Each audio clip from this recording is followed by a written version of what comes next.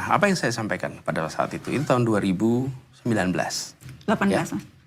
Oh, 18, maaf, tahun 2018. Nah, pada saat itu saya belum bertugas 1 tahun di Jakarta. Jadi, tadi saya menyebutnya selesai pilpres. Sebetulnya maksudnya selesai pilkada. Selesai pilkada, saya sampaikan Pak Prabowo bahwa saya akan fokus di Jakarta 5 tahun. Jadi, ketika setahun kemudian saya diundang menjadi cawapres, diundang menjadi capres, saya katakan tidak.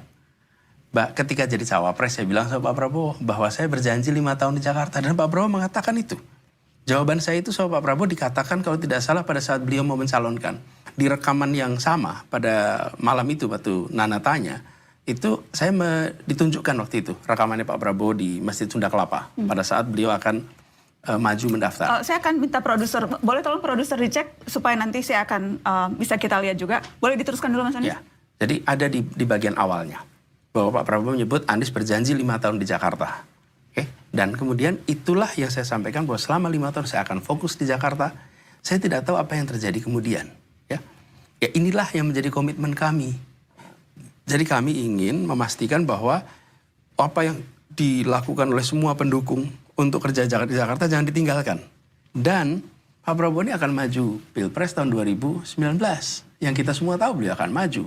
Jadi saya katakan saya tidak akan mengintersep pencalonan Bapak. Tahun 2019 besok. Selesai. Jadi itu semua sudah ditunaikan. Jadi tidak ada yang dikhianati. Ini adalah satu komitmen menuntaskan kerja di Jakarta, tidak akan belok dari tugas di Jakarta, dan saya tunaikan tugas ini hingga selesai. Saya mau cek, apakah produser Mata Najwa sudah menemukan cuplikan itu? Boleh tolong diputarkan? Itu sebetulnya kami minta. Tadi beliau mengatakan beliau sudah akan sumpah 5 tahun. Beliau harus setia kepada sumpahnya.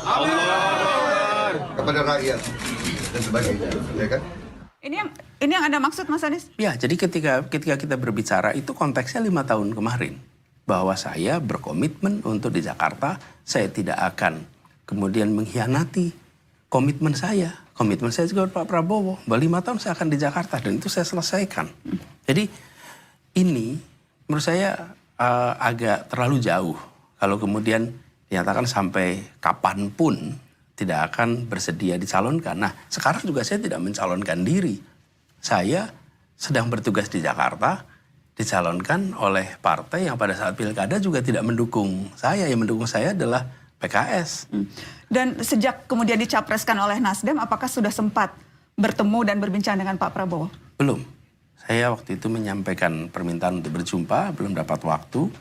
Kemudian kita coba beberapa kali, belum ada waktu, sehingga saya kirimkan surat kepada beliau dan menyampaikan kepada beliau perkembangan yang sudah saya lewati, tuntas di Jakarta, dan juga perkembangan bahwa ada dinominasikan oleh Nasdem. Dan kemudian saya kirimkan surat itu kepada beliau. Bagaimana Anda menggambarkan hubungan Anda dengan Pak Prabowo sekarang? Saya hormat pada Pak Prabowo. Pak Prabowo adalah pribadi yang memiliki kecintaan pada Indonesia yang luar biasa, dan saya akan selalu hormati beliau. Baik. Nah, saya ingin catatan kemarin, termasuk yang kasus yang kemarin disebutkan terkait peristiwa beberapa hari ini. Peristiwa beberapa hari ini